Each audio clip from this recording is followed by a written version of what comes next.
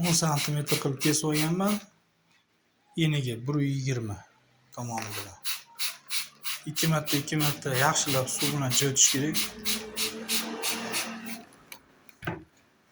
Ikkita tomonini.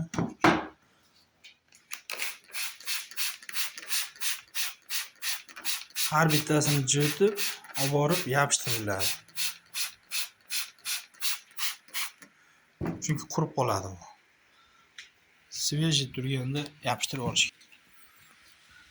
Bitayotgan holati. Tezroq yopishtirib olmasa, qurib qolyapti. Sinib ketadi.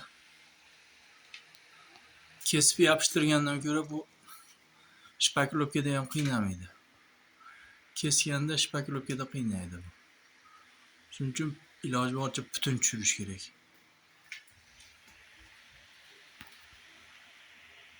Mana asosiy joyi bo'ldi.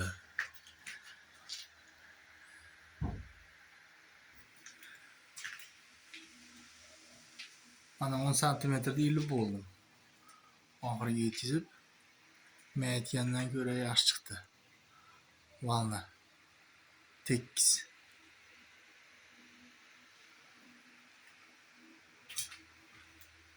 Mashetni bilan sindirib qo'ydim. Shu yerda qiynaldim. Uni ziyoni yo'q, lekin shpakilovkada qiyin bo'ladi xolos.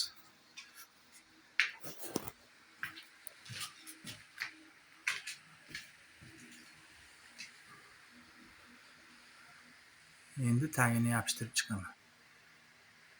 Reka bilan. 8 santimetrdan reka kesib turib, orqasidan yopishtirib chiqiladi. Profildan qilsa bo'ladi, profiliga qatirish qiyin bo'ladi. Bunga reka qo'yiladi.